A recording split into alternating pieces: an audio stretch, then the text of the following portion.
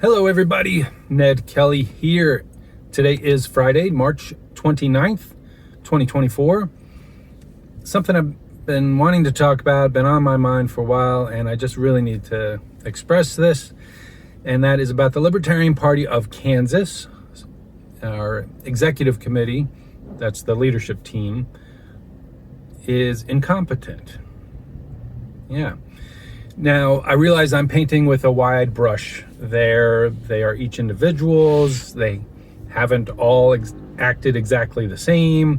They don't have the exact same voting record or even the same amount of involvement. But just as a group, based on performance over the past 2 years and specifically over the past 2 months, incompetent, don't know what they're doing. I don't mean they're intentionally trying to be destructive to the Libertarian Party of Kansas, just that they don't know what they're doing. And I'll tell you why and how I mean that, but I need to give you 2 pieces of background information first.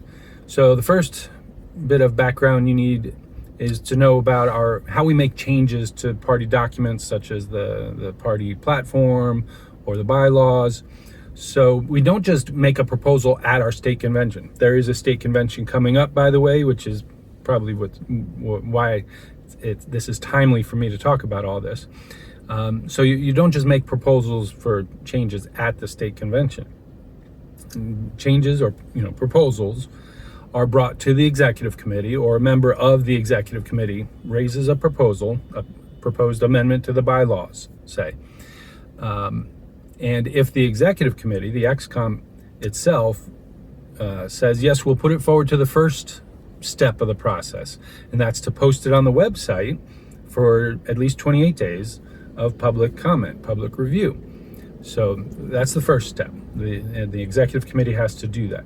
And then after it's posted for at least 28 days, the executive committee has to again approve it to go forward to the second step. But before they approve it to go forward for the second step, they can make changes. They can amend those proposals, maybe based on public feedback or for whatever reason. If the executive committee chooses to, they can amend the proposed amendments.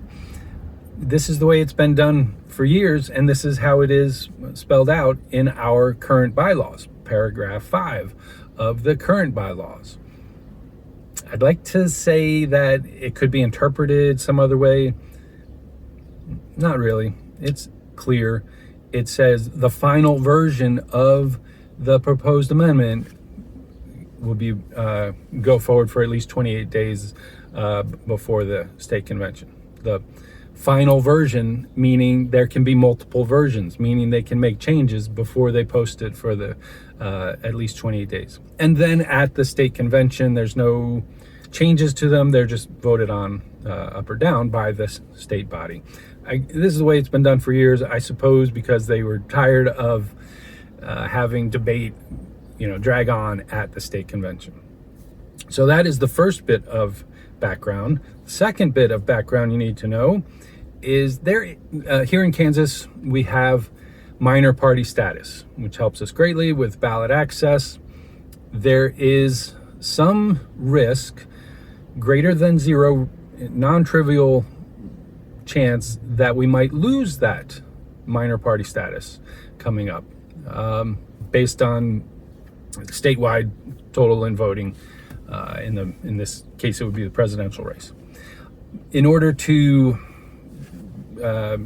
combat against that or defend against losing minor party status, there was a proposal about keeping the executive committee in working order in between state conventions, which really is kind of a nothing proposal in my opinion, because it already is the case that the executive committee stays, is the leadership of the Libertarian Party of Kansas in between state conventions, but whatever. So there was some attempt to fix this, but it doesn't address the membership. If we lose minor party status, which maintains currently that anyone who is registered a Libertarian in Kansas is considered a member of our party. If we lose that, then we essentially lose all of our members. So to defend against that, my friend Matt made a proposal, an additional proposal that would basically say the membership as it is, or all currently registered libertarians would continue to make up the membership of the Libertarian Party of Kansas.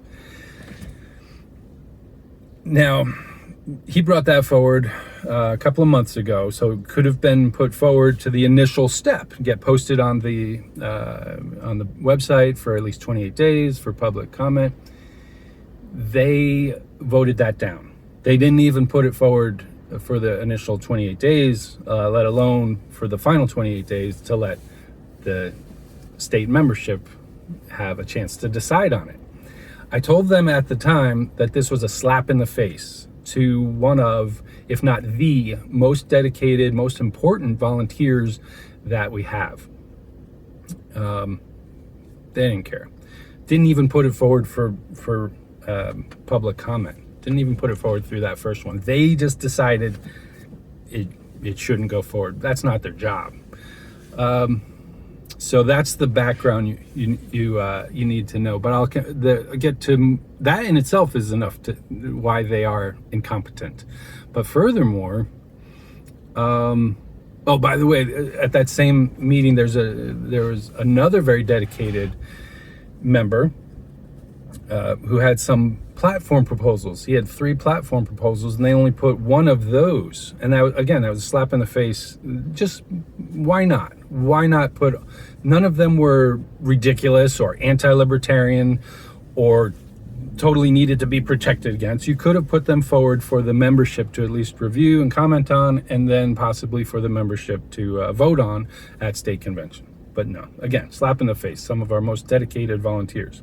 I will let Matt speak for himself. I don't want to put words in his mouth, but within a day of that happening, he renounced, he quit his role as campaign, whatever his current, he used to be the political director of the party, and that role evolved into, I think, campaign and candidate recruitment and training. Anyway, a very important role.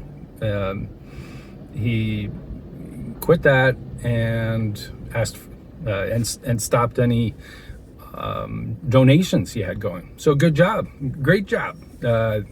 Piss off one of your most important volunteers and somebody who actually donates to the party, and not many people do that. So there would have, bringing us up to just a couple of weeks ago, the most recent executive committee meeting, there actually would have been a chance to kind of save this and maybe turn that around, because like I said, you can make changes to bylaws proposals.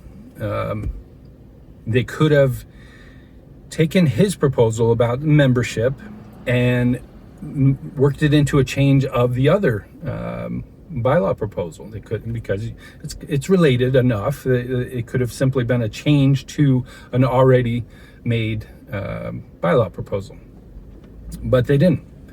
There was some discussion at that executive committee meeting, this was just a couple of weeks ago, about whether or not they could make any changes to the proposals, and the chair ruled that they cannot.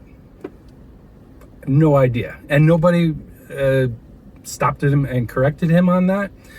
Now, there are some new faces there. Maybe I'll give them a little bit of leeway.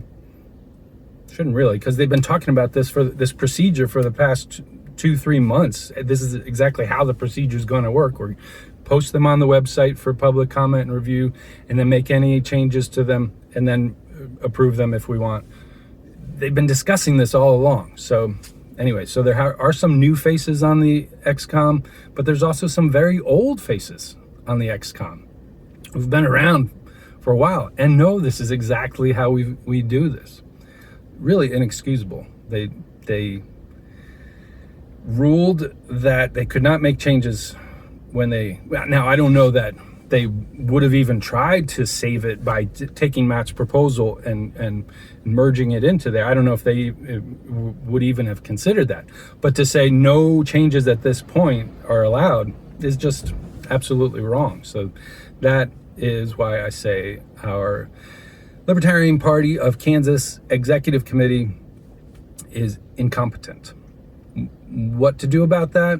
I don't know 100%, but I do know if any of them are seeking re-election, they should not be re-elected. Thank you.